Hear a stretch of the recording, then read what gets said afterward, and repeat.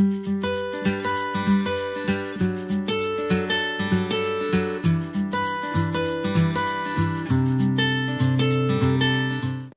we're talking with Irene Smith. It's October 30th, 2013. And we're going to find out a little bit about the history of her childhood and what took her through all these 93 years of her life. Can we start with talking a little bit about when you were on the farm and back when you were born and where you were born? In the town of Oneida, of course, but we were near De Pere. And I spent most of my shopping as a child. We would always buy everything in De Pere.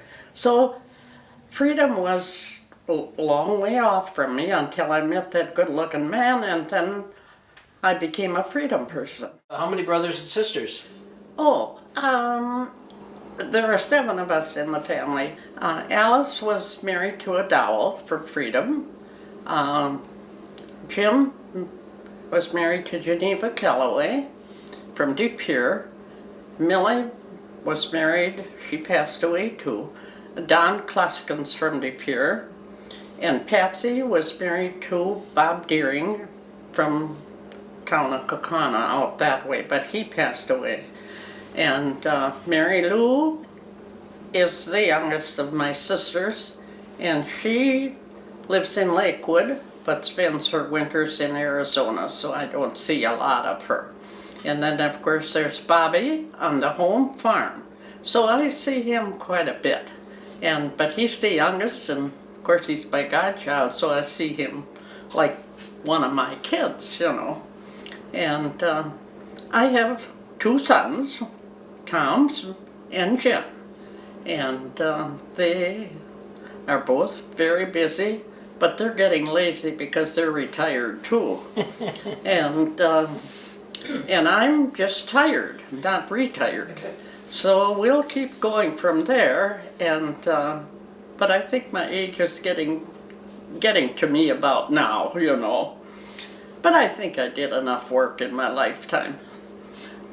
I remember way back when I was like, my earliest memory, maybe you'd like to know that. My earliest memory is when I was 3 years old, and I proved that it was a memory. It was when my grandma Ambrosius died. She was only 50 years old, and in those days they put them in the home, you know, instead of a funeral home. And of course, I was 3 years old, and I recall I got in a lot of trouble.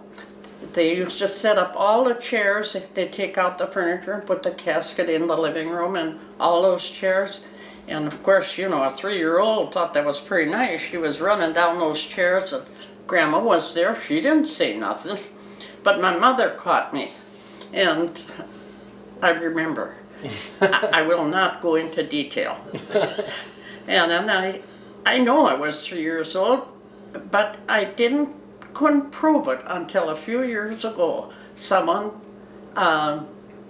gave me a card, a death card, and I could explain the house and the stairway going upstairs, and I remember vividly. So that was my earliest things to remember. And then, from then, I think the next thing would be when I started school. And I was 5 years old. Alice and I both started the same year. That was one thing Mom did. Alice was 15 months older than I was, but she always would send me along. I presume it's because they didn't want her to go alone, you know. We had to walk 3 miles to Silver Summit School. We lived on County Trunk U. Now it was just a town road then, and then we'd have to walk a little bit better than 3 miles. So I can see why Mother sent me along, 2 girls instead of 1. But we didn't have to worry about cars or anything, just horses and sleighs and buggies. And of course there were some people who knew who we were, and once in a while we'd get a ride. And we walked the 3 miles every day. We had to be there at 9 o'clock and school lasted until 4. Then I recall one time it was snowing. When we'd have a storm, then Dad would come and pick us up with the sleigh and the horses. And then their kids, the Webster kids, and whoever was on the way always got on, because we were the last ones on the route. And I remember it really well. It was not hard, but it was a long walk. I often wondered what happened to some of the kids. That see, there was one room for all grades, and I don't recall any of the names who were in my grade in the first grade. I only remember one thing, and I don't know if I even want to tell you about that. I was in the first grade, and as I told you, I was only 5 years old, and Miss Werfel was our teacher. And with all the grades, you were not allowed to go to the pencil sharpener or get out of your seat because she'd have 2 grades together. She always had 1 and 2 and 3 and 4, always 2 grades, you know. So Irene, smarty, thought she needed her pencil sharpener, and that was on the teacher's desk. So Irene went over, and she had a class on the end of the room, and Irene was grinding her pencil, and Miss Werfel come over, and she says, "Don't you know," I remember vividly, "don't you know we can't sharpen pencils during school?" And I says, "I forgot." Well, she says, "Sit under that desk until this class is over." You know, and the desk was where she put her feet in and the chair, and a first grader, she had to sit there till that class was over. And it was no more over, and the kids started coming to sharpen their pencil, you know, and I recall crying. So that's my memory of school. Otherwise, I didn't get in much trouble. And but I always liked school very much, so I truly enjoyed it. It was a long walk, but we enjoyed it. Then later on, you went over to Immaculate Conception, right? 5th grade, I went to to Catholic school. Okay. There was no school there until that was the first year it opened up. They had a little church. I could find a picture someplace for you, but I'll find it someday and give you I think I have one. Because I made my first communion in the little old church, and then went to school in the 5th grade. 5th grade, yes. And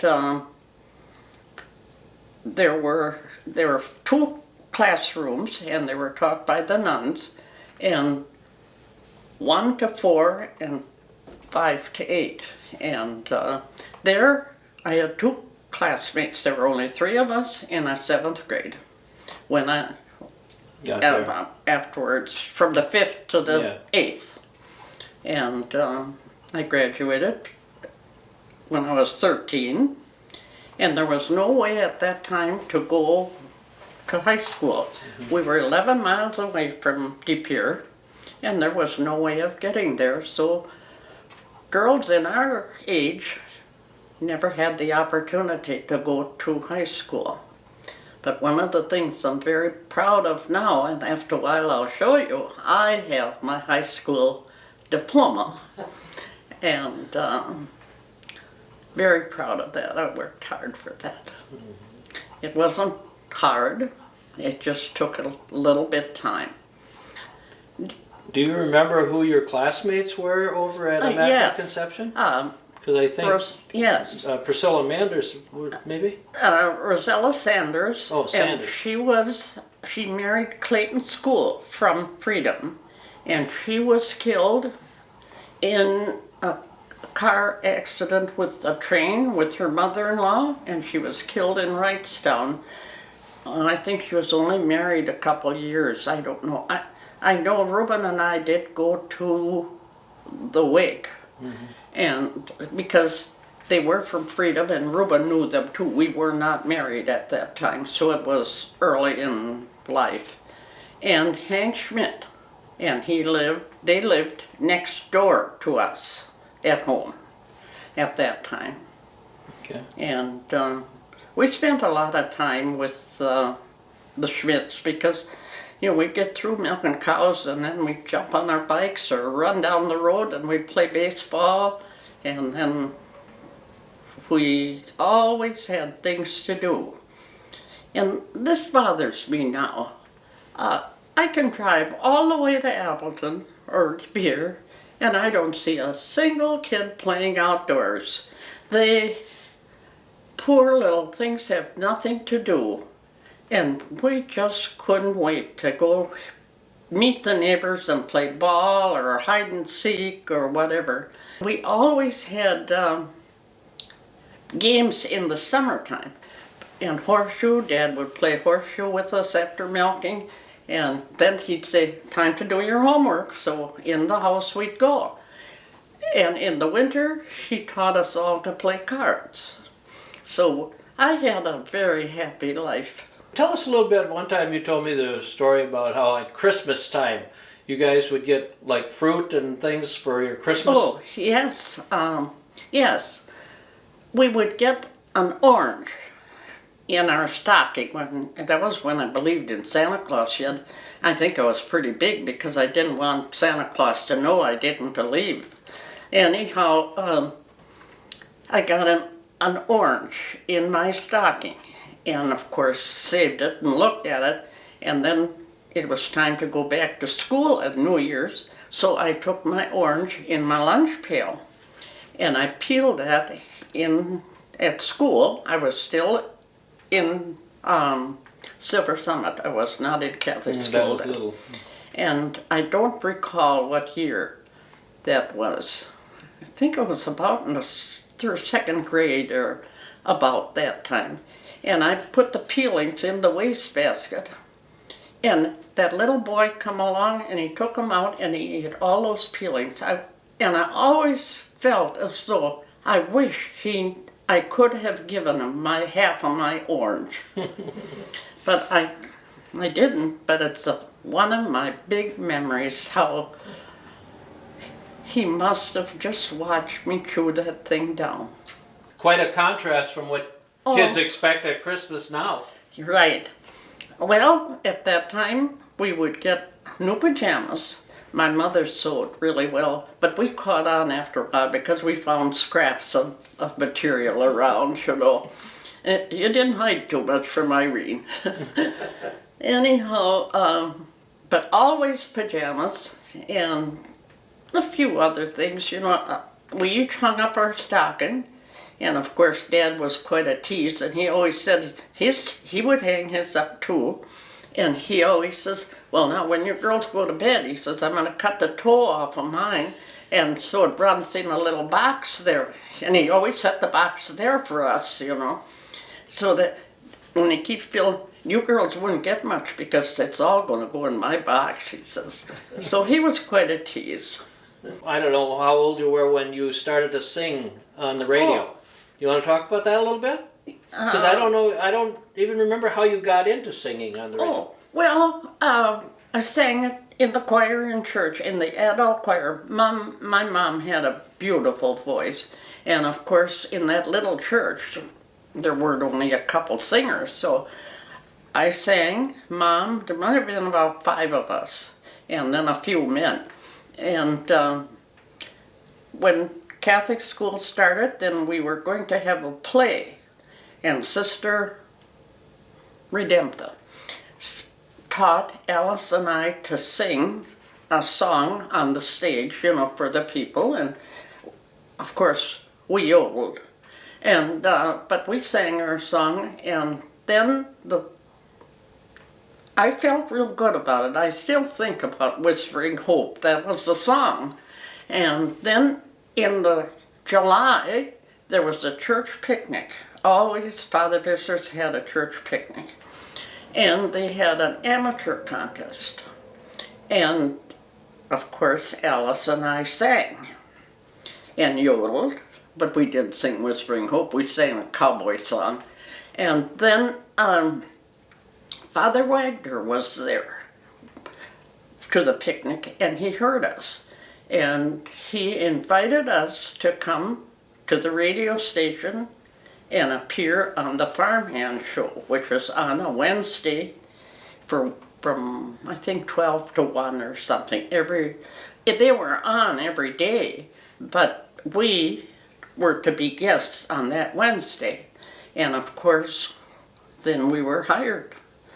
And so for years we went to the Farmhand Show. Then of course they had a whole band, and we still sang by ourselves with the guitar and the singing, and it was fun. And then we would appear on some of the go along on the dance band after a little while. I must have been about 15, or I think about 15 to, we did that for about 3 or 4 years. I'd have to look it up. Anyhow, we had some sponsored shows after a while. We sang on WHBY and WTAQ. And Father Wagner, well, I think you've met Father Wagner already. Maybe he had passed away before you worked at the college, but you knew his brother. His brother. And that was hard, because we'd go with the bus, always with the bus, with the orchestra, and then you wouldn't get home till 2 o'clock in the morning, you know. And but Alice could drive, so she must have been 15, because I think we could get driver's license before we were 16, you know. I know I could drive Dad's truck, go get the mail when I was 12. So now take that off of there, because the cop might pick me up, you know. I don't think so. I think you reached statute of limitations. Oh, all right. I won't lose any sleep over that one. Who are your parents? Can you give us their names? Oh, Mom was Marie Rentmeester, and was originally from Bellevue, but before she married, her folks moved to Cascade, that area, on a farm, of course. Her dad was cut logs and things like that, you know what I mean. So there was nothing in this area, so they moved to Plymouth, near Plymouth. And then my dad lived on the De Pere Road, and his name was Irene Ambrosius.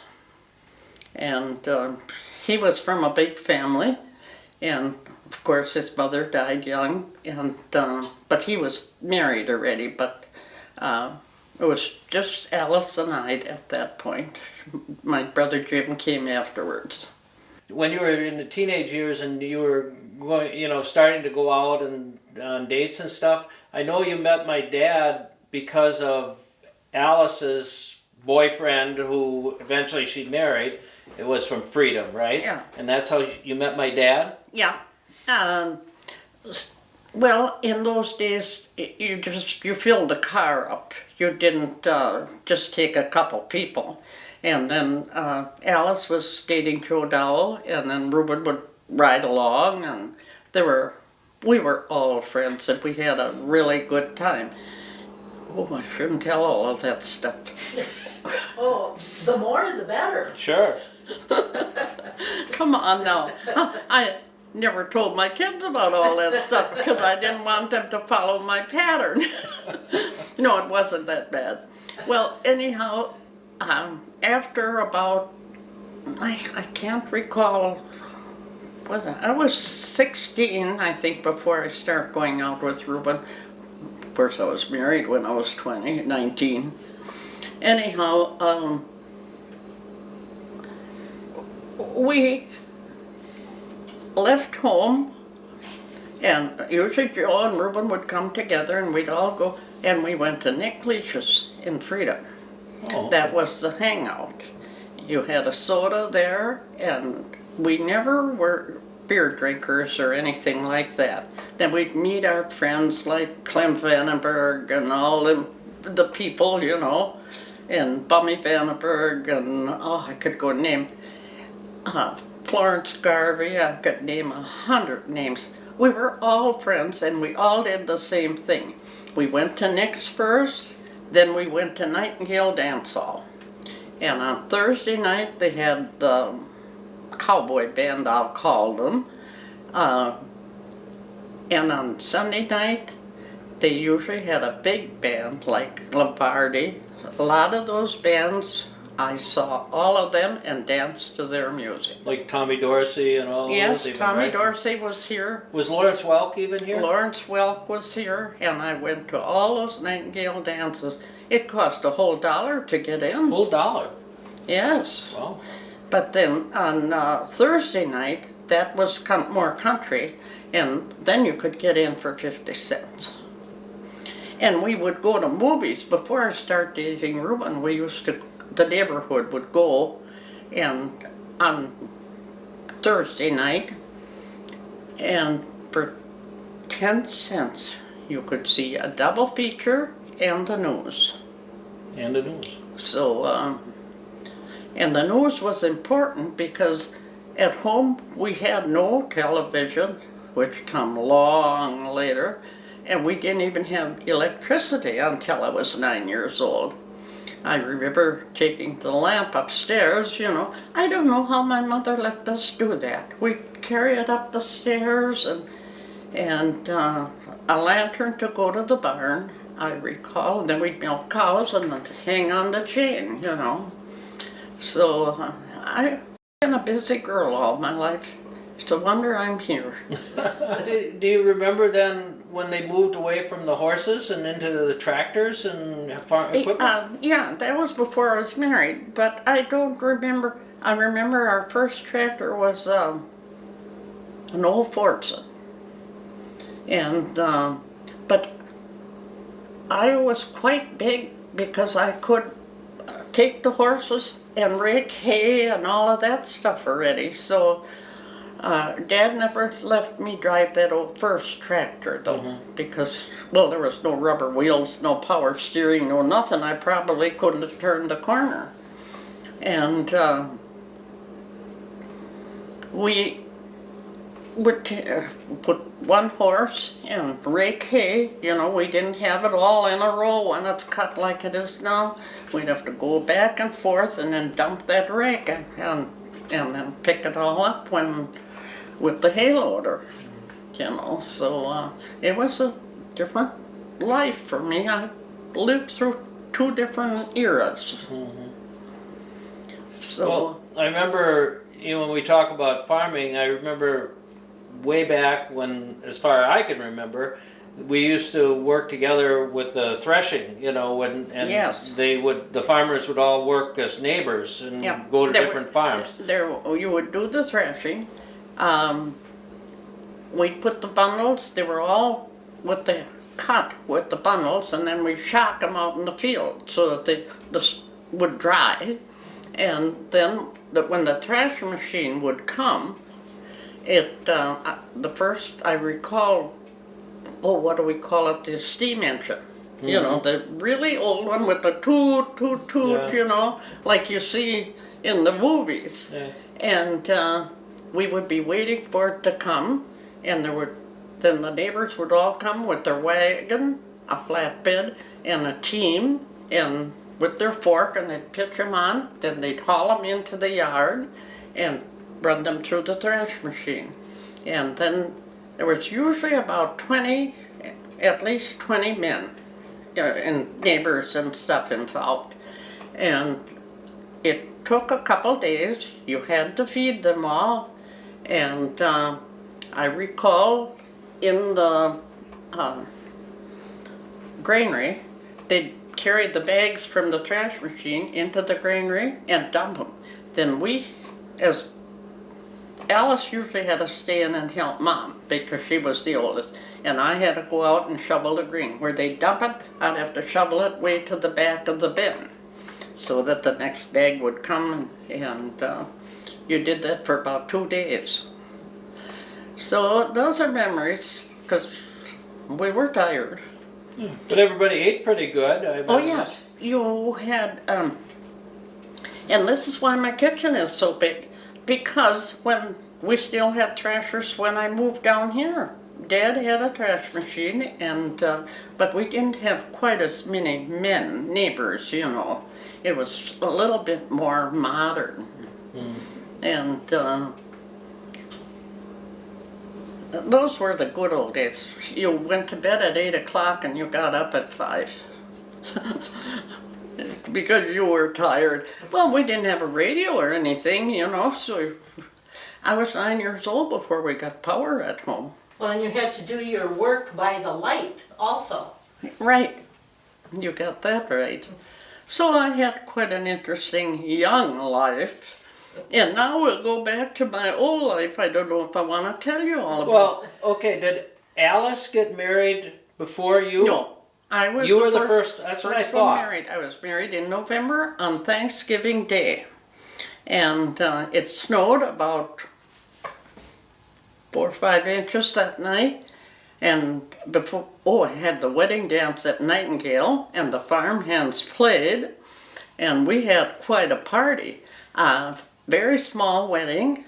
It was just family, because it wasn't at a hall like now. It was, you fed the people at home, but you fed breakfast, dinner, and supper. And then you went to the dance, and we had a party. Yeah. So, I was married on November, and Alice got married the following June. Okay. What church were you married at? Pardon me? What church? Immaculate Conceptions. Adonai. Yeah. Okay. Did you have a honeymoon probably? Oh, I had the classiest honeymoon for a little old farm girl. Yeah, I was little then. Anyhow, I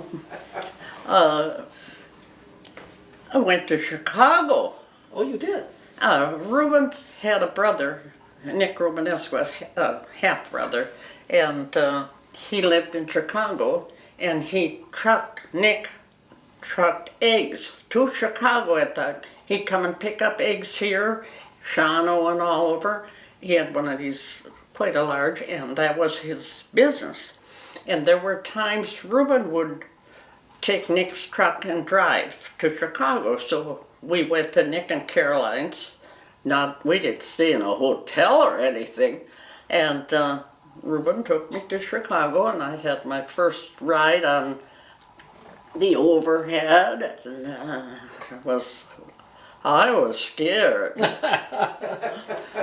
So we were gone. And then it snowed, you know. It often snows in November. We got about 5 inches of loose snow. But we went anyhow to Chicago. So that was my honeymoon. And then when you basically after you were married, then you lived almost near Freedom, just out of Freedom. Yeah, they tore that house down this year. Yes, I lived upstairs by Reuben's folks. That was an apartment. It had been cupboards and things. It was, I think Elmer and Dorothy lived there, I think, before I did. And then it was nice. The bathroom was up there, and I thought that was pretty classy because we didn't even have a bathroom at home. We had the 2-seater, you know. So, but once I left, they got the bathroom over there too, so. But, Can you tell me who Reuben's parents were and his siblings? Reuben was from he had brothers and sisters. His mother was married before, and his dad was married before. And Reuben was the youngest of the whole crew. Reuben's dad was married to a Schomer, I think. And they had 2 children, Adeline and Ray, next door. Ray Smith. And Adeline was married to a Murphy of the Freedom Murphys. But she passed away. It was Rita, and Rita was our good friend, you know, as we were going out. And Grandma Smith was married to a Romanesco, and that was Nick, where we went on the honeymoon in Chicago. And then John and Anna got married, and then they had started with Earl Smith from Freedom, and Earl was married to Ella Murphy, and then of course Ray was married to Stella Murphy, and those two were twins. And see, that would be Reuben's half brothers, and yeah. And then it started by Earl, would be his right brother. Earl, I have to think. There was Earl and Harold and Elmer and Florian and Reuben. And then of the girls, there was Stella, Mabel, Edna. I guess that's it. So he was from a big family, you know. But Grandma Smith, as we always called her, just took in all those kids. Like Edna's kids from Appleton would come and stay half the summer, and she just took them all in, you know. And Nick Romanesco's daughter would stay there all summer, you know. She just was a worker.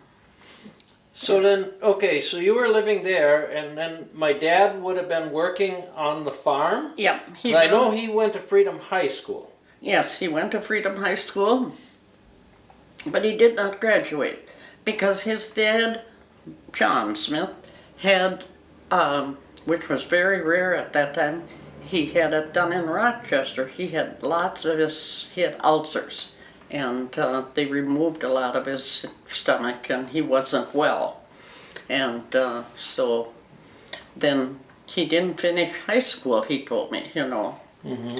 I don't know what, I think he was close to a senior. See, the rest, the bigger guys were all married, and he was the youngest of the bunch, so he was the farmer. So he stayed home then and worked on the farm until his dad died, basically. Yeah, well, then we moved down here before Grandpa Smith died. He died on the 26th of December, and Jim was a little, maybe 2 years old. I don't remember what year he died.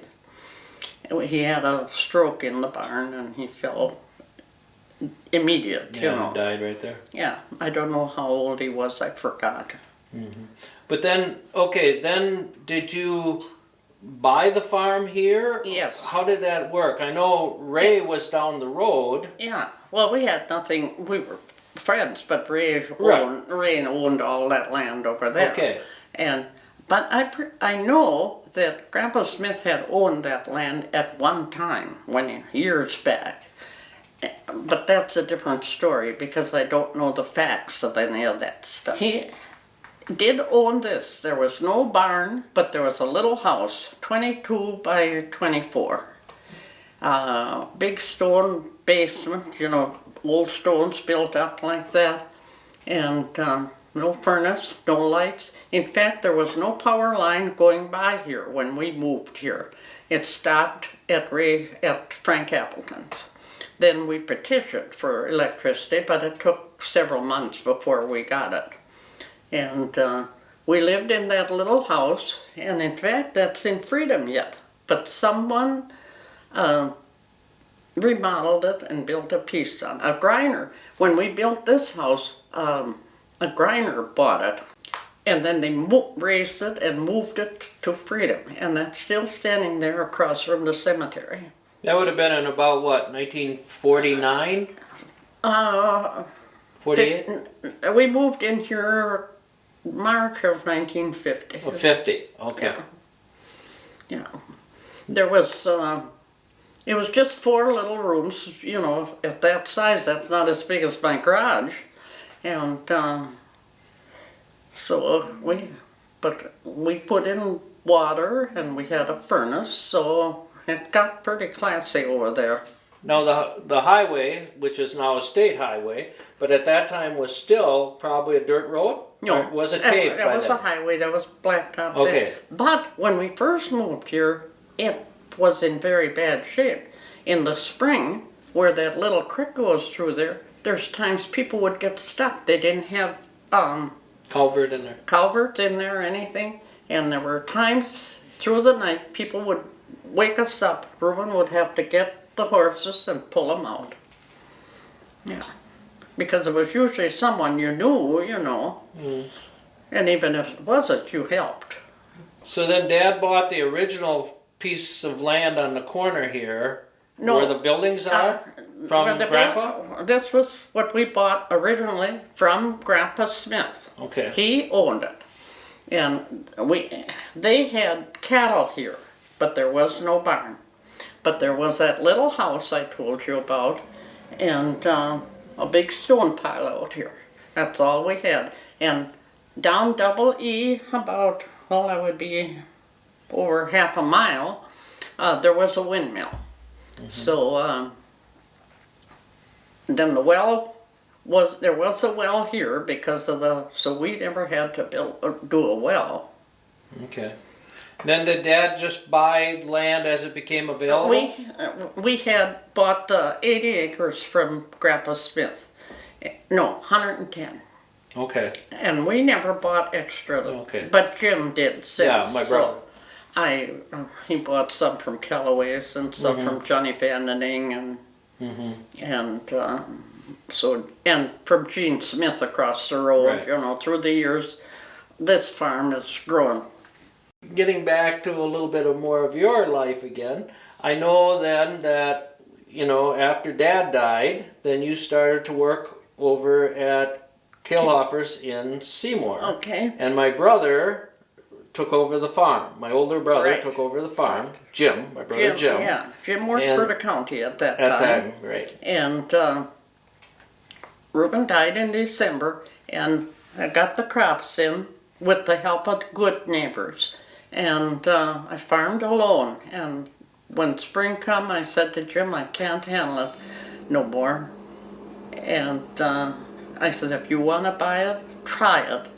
But they had just built their house, or they are on Low Road, and had 2 little kids. So he did try it, and he kept it. So now, and he didn't evict me yet, and I'm still here. Well, when you were at Kilhofer's then, Oh.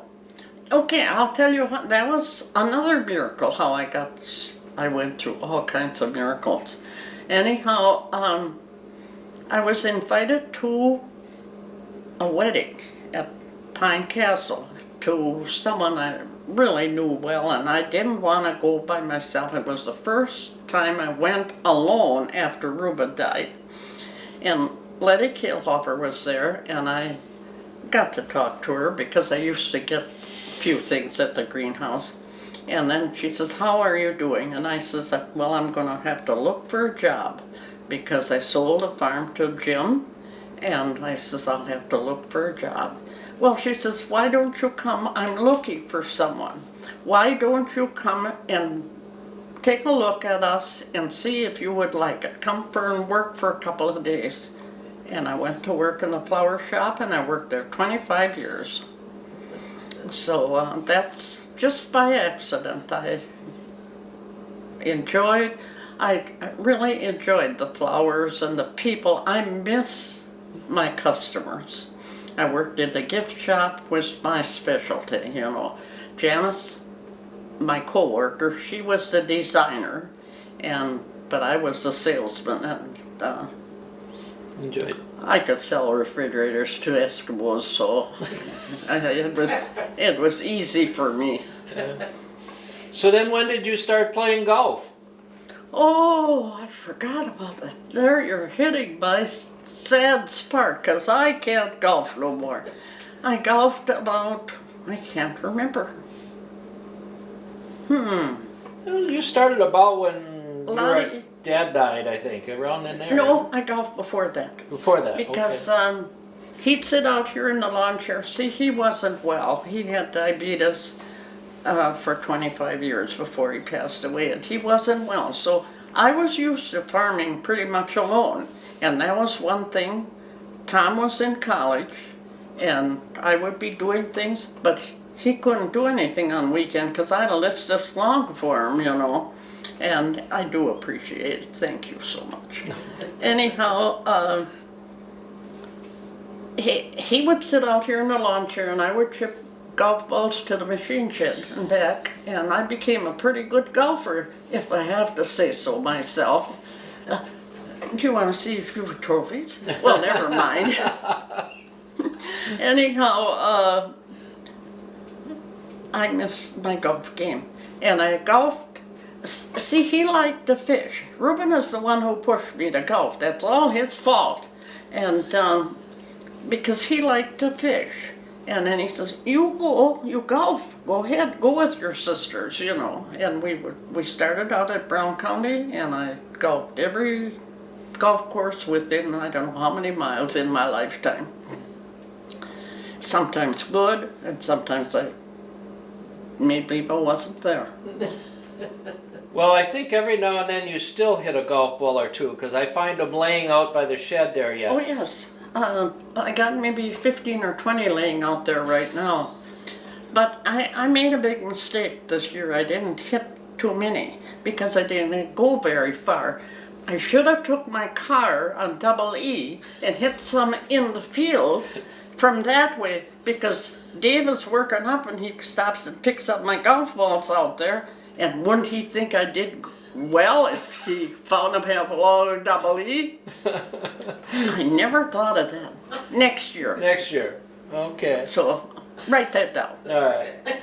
Well, I know you golfed for a long time. I golfed, and I did turn out to be a fairly good golfer because I was self-taught, you know. And then when I retired by Kahlhofer's, wouldn't you know, I got another job at a golf course.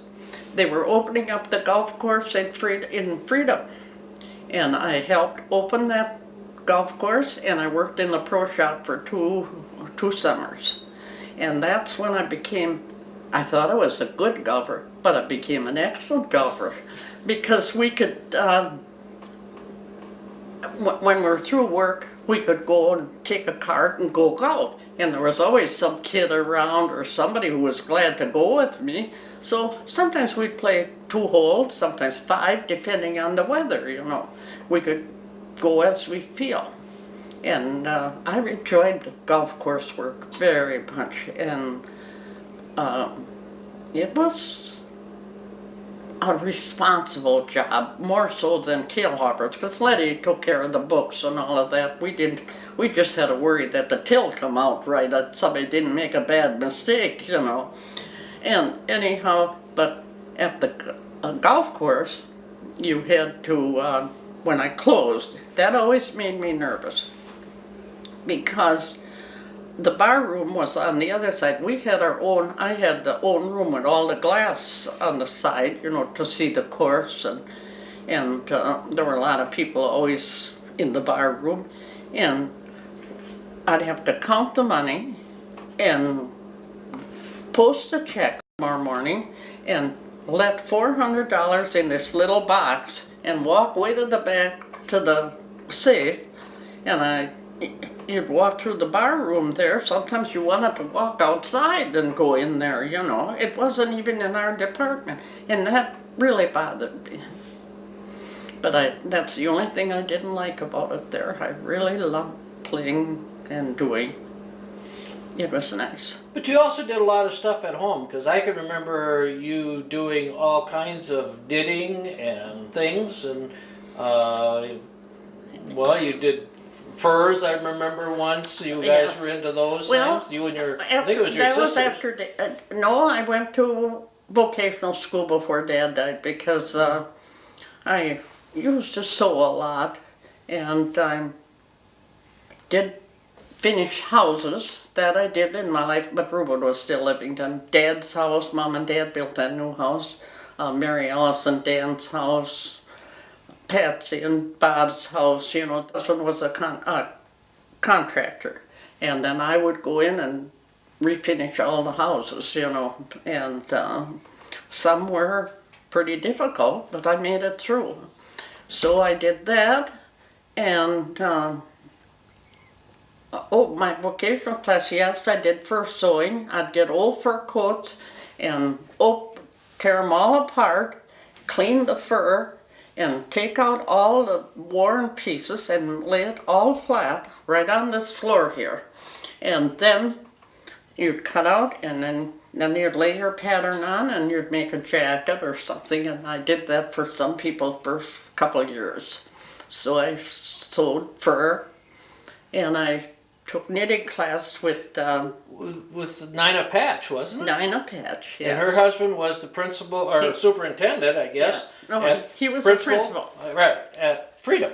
Yep, and Nina was a real good friend. Oh, I missed her. We went to school together. She taught me how to knit, or she was at the class too, and we'd always ride together. And I took knitting classes, I took making hat classes, I took, not crocheting, that I knew how to do at home. A psychology class, antique classes, and so I still belong to the antique club, you know. So. Well, I always remember I had to be careful when I was in high school because you knew the principal very well. Yes. We were real You guys chums. were good friends at that time, I remember. Well, you didn't get in too much trouble, No. just a little bit. And I saw Wimp this past week, and he didn't tell me much. So you did. I know you did the sewing and all of those things, and Sewing and golfing, and those were my bad habits. Mm-hmm. And finishing, I finished a lot of old antique furniture. That was my fun. And Reuben was living then. I have a dresser in the back that come from the Smiths, that one in my bedroom. Mm-hmm. And we finished, we took off, we'd take a can like that, and he'd help me. He would sit out in the lawn, and he'd work for a while, then he'd sit down with his diabetes, you know. He wasn't well. And there was pink paint on there, and there was green, and all at once we found some yellow. And you should see, it's the most beautiful piece of furniture. Before you go home, I'll let you peek. So. But then, okay, in terms of like grocery shopping and stuff, then that was all at Geenan's probably. Yeah, at Joe Geenan's. We never And went then there was the hardware store there. I remember as a kid going in there. The hardware store on one side and the grocery store on the other side. Yes, it was just a country grocery store, but it was the only store around. You didn't drive around. And you bought your gas in Freedom, and you got your hair cut in Freedom, and you went to Joe Geenan's for what you needed, from paint to refrigerators. My first wash machine come from Geenan's, and an old Speed Queen. Mm-hmm. She sang at weddings. So,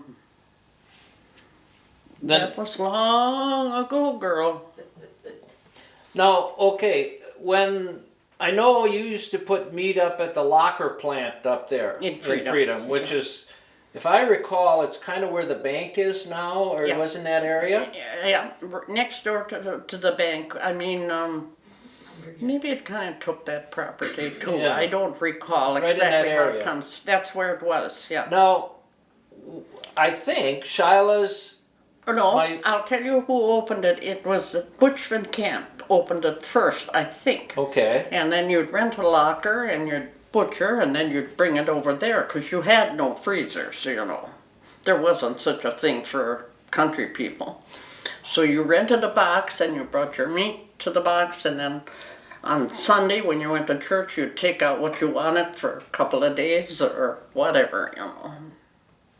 But then didn't Clarence Van Shingle, did he buy it then later on? No, I don't recall whether he bought it, but he did run it for quite a few years, and I know Shyla who's had to work for her dad. my sister-in-law, And Shyla, she knows- married to Jim.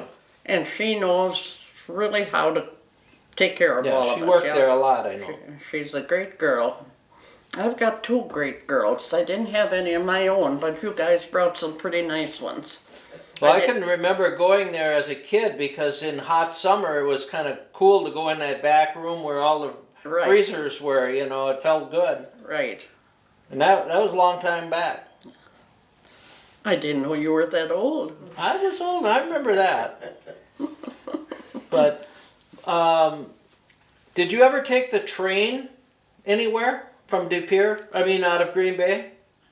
No. I only ever had one train ride. And that was, well, here we're backing up to crazy stories. I forgot all about that. When we were kids, oh, see, as I told you before, my mom, it was from the Plymouth area. But in the summer, we'd go and visit once a year, and that was in the summer, and we'd stay 3-4 days. But we could stay, she would let Alice and I, or Jim, the 3 of us, at one of her sisters, and we could stay for the whole week, because Aunt Jeanette was our age, and Uncle Rob was our age, you know, and those were Mom's brothers and sisters. She was from a family of 14, 7 girls and 7 boys. So some of those were born after she was married. They were our age. So we could stay by Grandma Rittmaster. And Uncle Andy was supposed to come here to Green Bay or De Pere and bring us back the next week. But he got a job someplace and he wasn't available. So Irene was the only one there. So Grandma Rentmaster put me on the train at Camelsport, and Dad picked me up in De Pere. And I never was so scared in my life. I don't know how old I was, but that's my only train ride. Okay. I remember one time you told me when they opened that new bridge in De Pere that you had actually walked on the older bridge, which is Yes. before, now there's a new one, but then way back. Yes, Dad would, he trucked sugar beets and cheese. He had quite a large truck, and he trucked those. And I had a dentist appointment across, it would be what we call across the river to East De Pere. And I had to go to the dentist. And Dad had to go to unload a load of cheese in towards Green Bay on Broadway. And then he would pick me up on the way back. So he just dropped me off, and I had to walk across that old bridge and go to the dentist and then walk back, and then he picked me up. I think I was about 10 years old. You know, how they left us go, I don't know. But there was nobody not many cars. It wasn't as dangerous as it is now. So, yeah, that was memories that I forgot. When did you start to vote? And do you remember who? No, I don't. Because I didn't vote. See, Dad was a town supervisor for years and years, and I never went to the town to vote for him. Oh, maybe I wasn't 21 yet. That's why I couldn't vote for him. Yeah. And it was after we lived here. I have no idea. Mm-hmm. But I do go and vote. Don't always vote for the right guy, but who does? Well, you got to do a little traveling. I know you one time were in Washington, D.C., and you went to Germany. And Washington, D.C., Germany, Las Vegas, Florida, and Arizona 2 or 3 times to visit Mary Lou. So I've had a lot of traveling. And the trip to Europe is unreal. If you ever have the opportunity to go, go. And of course I went with my friend from Black Creek, and Mary Ann Grunwald. Her son-in-law was a colonel in the Army. Air Force, wasn't it? Yeah. Air Force. They were in Germany, And we were invited there. We went for 3 weeks, and we stayed right on the base. They lived in a house, and there were all those houses, and the colonels and the big star guys all had their house. And then they had each day planned for us, and we went to Austria. And where did Hitler have the By the lake. you know, I know what you're talking and about. where he killed all these people? Auschwitz and those places. That's it. And anyhow, we were there. She took us to all these places to see. I couldn't believe that we lived through the war and didn't know what was really going on with Hitler. But we didn't have the news like we do now. I have no idea that all this, what I learned at that trip, went on, and the cruelty of it all. Well, you had the newsreels at the beginning of movies, and that was Right. about it. So we were where Hitler in this big cave, and there were windows, and we could go down there because just the servicemen would go. It was 90 steps down into Like a bunker. the bunker. That's the word I was trying to think of. And then you could see out. And one thing I recall, and I often wonder what happened to it, there were like rooms cleaned out, but an open door. It was all in the mountain. It was stone. We could see Austria across the water.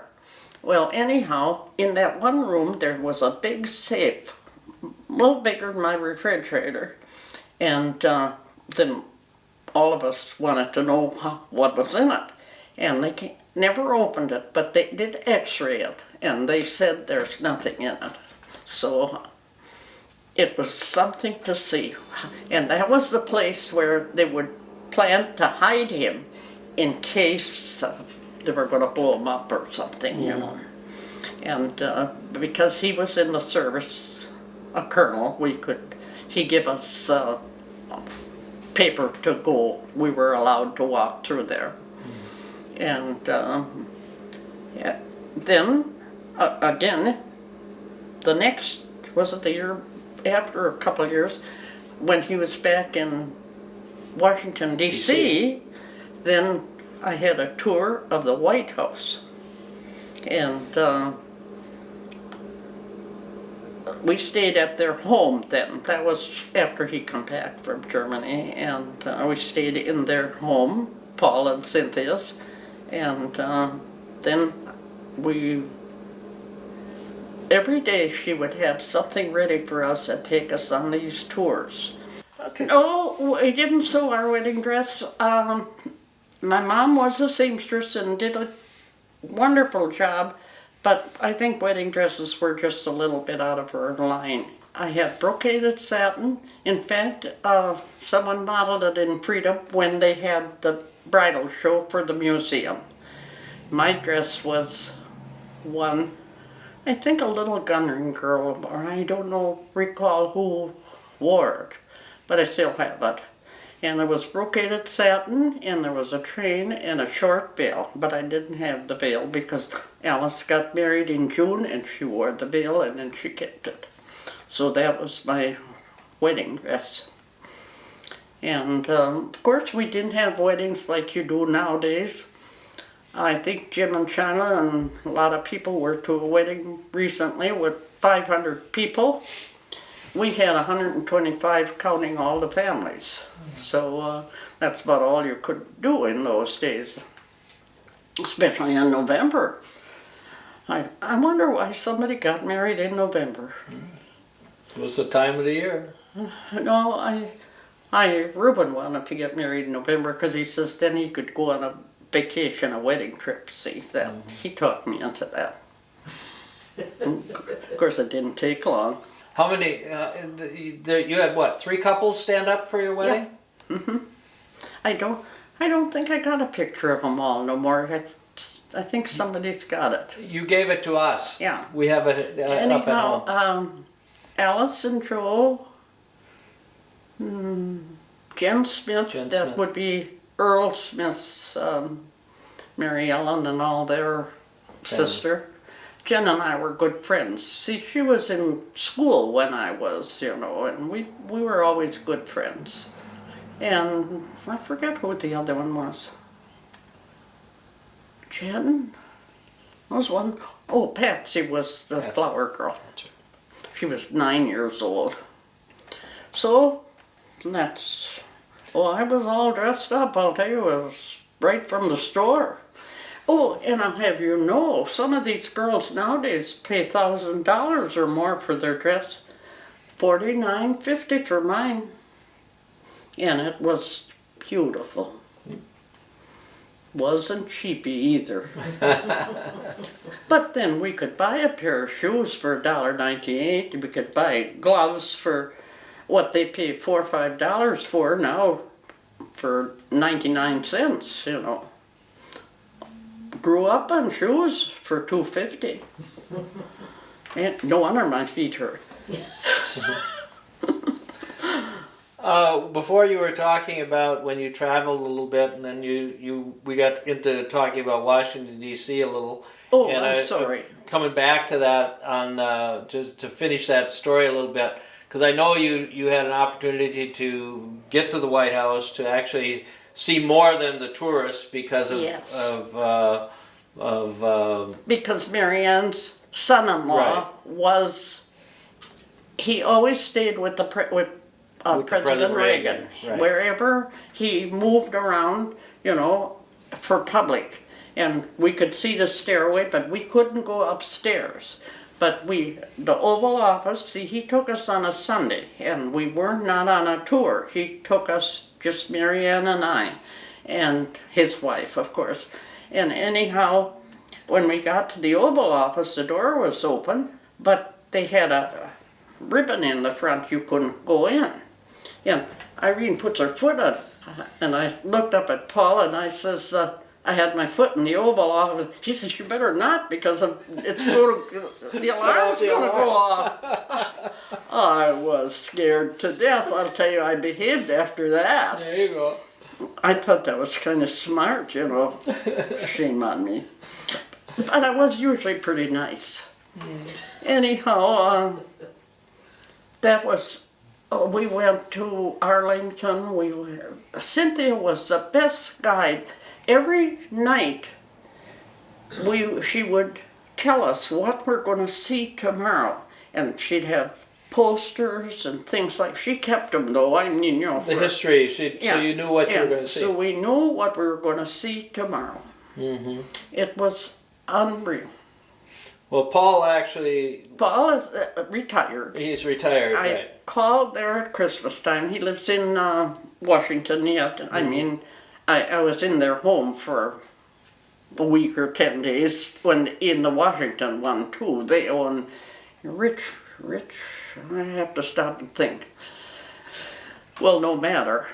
And it was the first thing when we got to his house, he said, if this phone rings, he says, don't pick it up, don't touch it.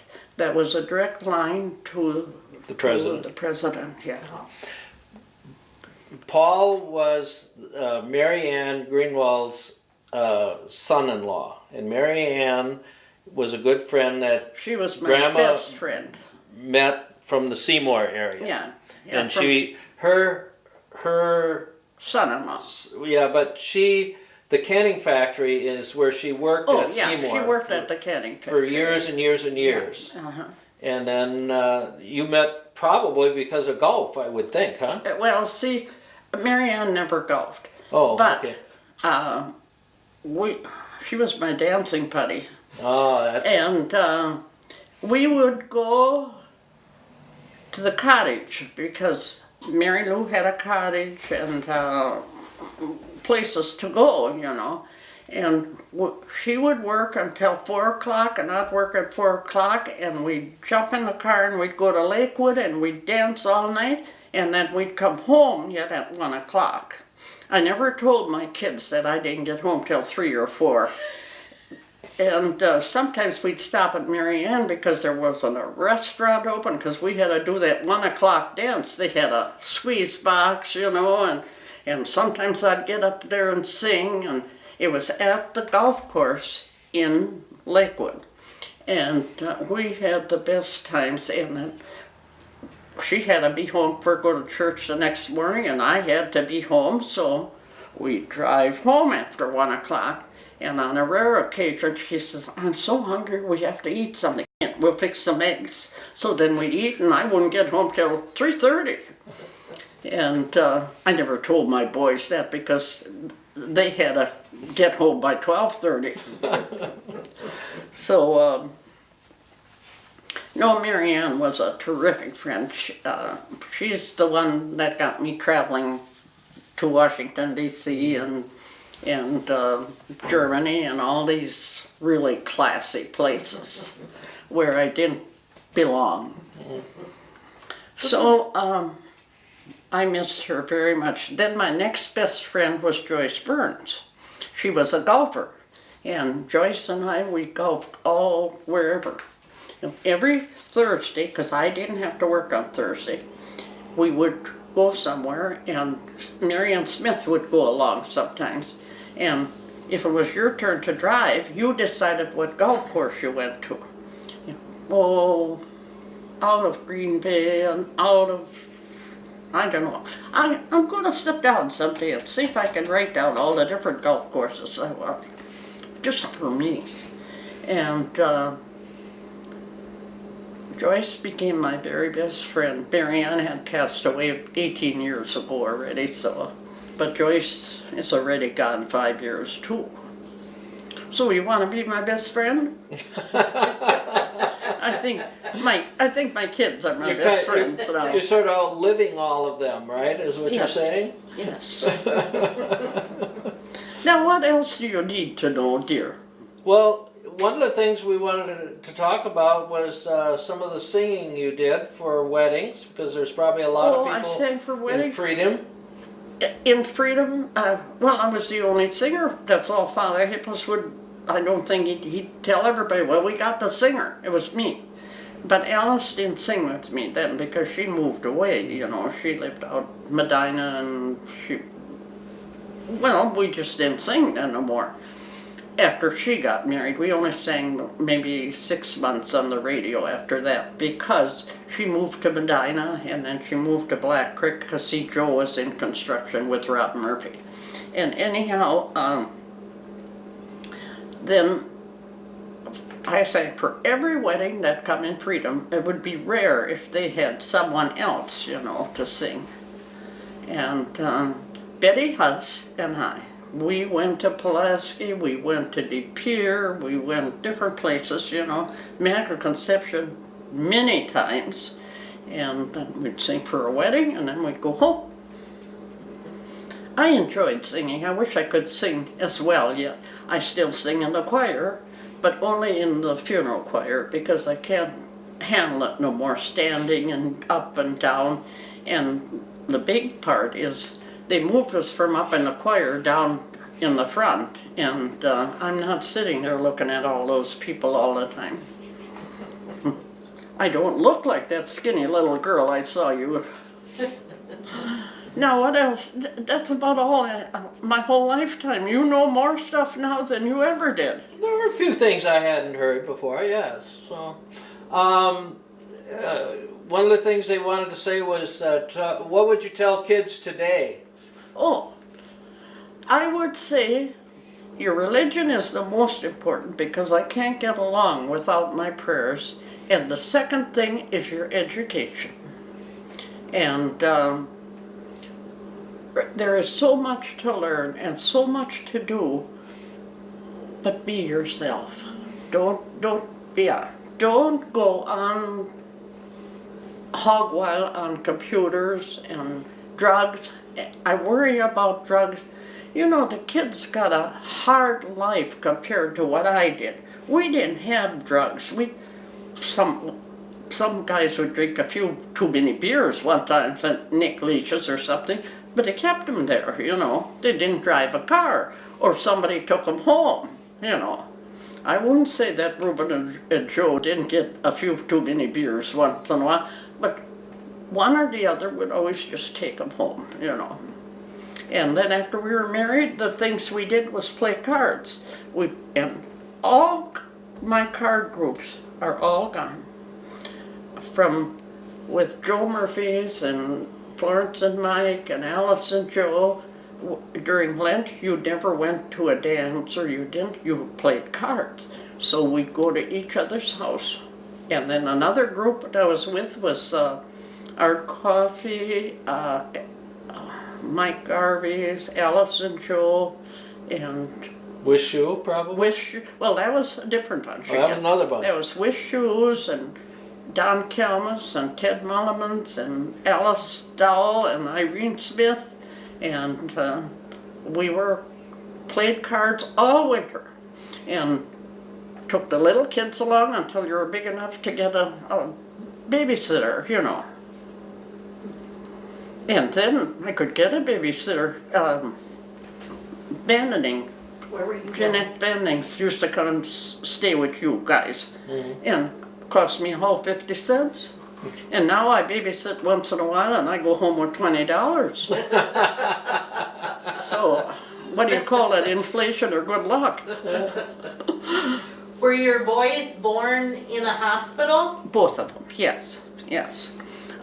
Jim was born at St. Vincent's Hospital, and I was in the hospital for 10 days. You never got out of the bed. You were in the hospital. I think it was $12 a day. Anyhow, that girl, I became, about last year or two, I was at Kahlhofer's. A girl came in and she said to me, how did she do that? I'm getting forgetful now. Oh, she said, Beelfus. Oh, I says, from Bondwell. Oh, I says, did you know Rudy Beelfus? I thought she was going to faint. She says, that was my dad. And my mom. I says, well, you were born the same day as my Jim was born. It was a 2-bedroom, and we were both there 10 days, and we became friends. But then after a few years, we lost each other. We'd send Christmas cards and things. And here she met me. Well, I have pictures of her. She comes here. She gave me this. Each time she comes, she brings me something. She says, you're my adopted mother, because her mom died years ago.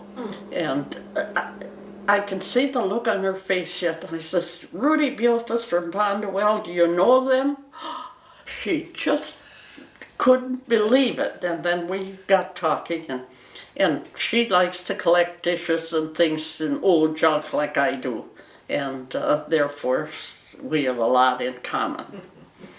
So, Well, I was born in Green Bay as well. yeah, at St. And I Vincent. think But you Mrs. Peterson was your Yeah, was in the room with bedmate it. there. I mean, in the Yeah. In that time, there were 3 mothers in one room. oh, okay. Yeah. And she was Now, which Peterson was that? over here. Um, What was her? She worked in a restaurant years Yeah. back. Not Judy. Maybe Judy. It was Orrin Peterson's family. Family. Yeah. Yeah. And but then, by then, that's 5 years later. Though you didn't have to stay in the hospital that long, you know. Well, Betty Peterson was in my class. Well, then maybe it was Betty then. So, well, that would be the daughter. I don't know what Yeah. her mom's name would have been. See? That could be. I don't remember. I'll have to think about that tonight when I don't sleep.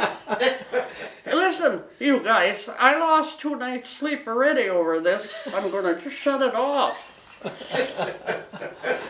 You're doing an excellent job. What about a couple things I was just curious about. You know, like in the old days, I mean, I used to collect and refinish furniture like you did, and I've got some of these old beds that have the original kind of springs and stuff. But in the old days, they didn't really have mattresses like we had now. Were they straw mostly when you were a kid? Like a straw mattress?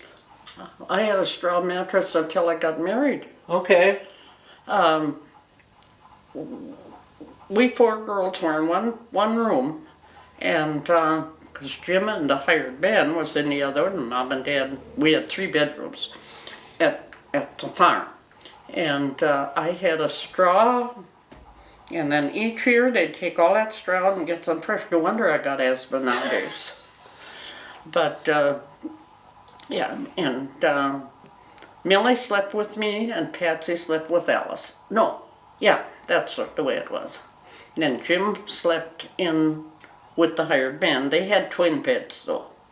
And then Bobby, the little guy, he slept in the crib.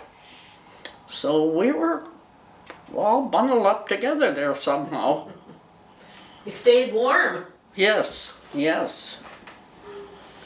But then when Go ahead. how do you feel like the styles have changed over the years of clothing? Because way back then, probably pretty much everybody kind of wore the same style when you guys were kids because your moms would make those things. Yeah. But nowadays, kids have to have the latest brand name, etc. I doubt if that was the case back then. It wasn't the case. It wasn't the case. We did, when I was working on the farm and driving horses and milking cows, we did have a bib overalls for the barn. That we had. But you wore dresses all the time, and when we started to wear snow pants, I was in about the 7th or 8th grade, and Sister Redempta says, can't wear those things because men are supposed to wear jeans and we're supposed to wear dresses. But we didn't listen to her. We wore them anyhow because we had to walk 3 miles home from school. And she was quite the old girl. So she was kind of mean too. I should talk about her. She's dead. She's going to get me. But she was good to me, What was your But- favorite subject? Jim Vanahai, he, poor kid, I could see his hand. She had that big ruler, about that big and about big ruler, and he had to go out. And some of them peaked. There was a place where the heat would go through, in the Old Immaculate Conception. It's the house, the spook house now. That's where I went to school. And anyhow, he was in trouble, but he was always in trouble. And he had marks and the blood was running out of his hand. I thought I was going to pass out when he come back in. He was 1 grade below me, see. I thought, you poor And the thing is, then he had to walk home from school with us too, because they lived about a half a mile from our place. I had a lifetime, honestly. And kids think they had it tough in school, right? And these kids nowadays, they don't know what to do except play with that dumb little thing, which I think is a waste of energy. Yes, they need to know it because of the computers, which are wonderful, but it's overdone in the texting and all of this stuff. And I just heard on the TV yesterday, you should watch your kids that they don't text them more than 2 hours a day. Mm-hmm. But I know how it goes. Hope comes down for breakfast. She's got her dish of cornflakes, and the thing is sitting up there, and we're busy. We're eating breakfast. Then she either goes to dress, she puts the cereal and everything away. They always clean up. And then, but the box goes along upstairs, We're leaving in 5 minutes, so the box comes downstairs again. Oh, I'm getting educated, I'm telling you. But they haven't talked you into being on Twitter yet or something, huh? I hope not. I hardly know how to dial the dumb little phone. Okay. So you don't have a computer? Oh no. Tom wanted to put me in a computer and I said, no way. I rather read. I read at least 2 books, no, garbage books, a week. I read a lot. I like murder mysteries, I like travel books, and that's my fun. You also make a lot of chocolate chip cookies. Oh, I'm the cookie grandma, did you know that? Yeah. And that one of your grandchildren that called me started that. He was going to Minnesota to see his people, his grandma and grandpa, and was talking to his mom and dad in the front and about grandma and grandpa, about grandma.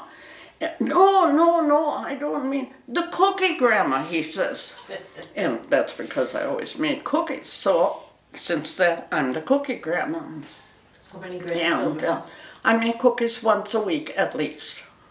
And hey, let's have a cup of coffee and cook and shut this thing off now. That's enough. How many grandchildren do you have? 6. 3 boys and 3 girls. Yeah. You got the 3 girls, and Jim's got 3 boys. Oh, okay. And I have 14 great-grandchildren. Now, I'll show you here what I'm doing. Just finished. Each of my great-grandchildren, I've made them an Afghan. And this is number 14. Tom has the latest one. Only, I make a Packer Afghan. Hold it, Tom. But I have to put a logo on. I have to applicate that on. So otherwise it would have been put away already. So each of them have Oh, a that's Packer beautiful. Afghan. And the girls, except Tom's 2 girls, but they just came later, they're little ones, have 2 because one time little Katie called me on the telephone, Grandma, she says, and I knew something was wrong, because it was that kind of different sound. Grandma, what's the matter, Katie? I says, what? That's the one in the wheelchair, Oh, she says, they just painted my bedroom blue, and the Afghan don't look good. She says, will you make me a blue one? I went right to town and got some, and so she's got a blue one. And I was just finishing, because I work over there when I pick up the girls and I stay or whatever. Now that they're getting bigger, I don't always stay. Anyhow, Holly looked, excuse me, that'll look nice in my room. So she took Katie's up. So I had to make another blue one. And last year, Hope painted her bedroom pink. So I had to make a pink one. I don't know if I'll call your granddaughters, because his hand isn't working so good no more. And this might be the last one. I want to finish that up though. So at least she's the cutest little thing. And you know what? They call their new baby Ella Irene. So how about that? That's wonderful. Yes, it is. Yes, it is.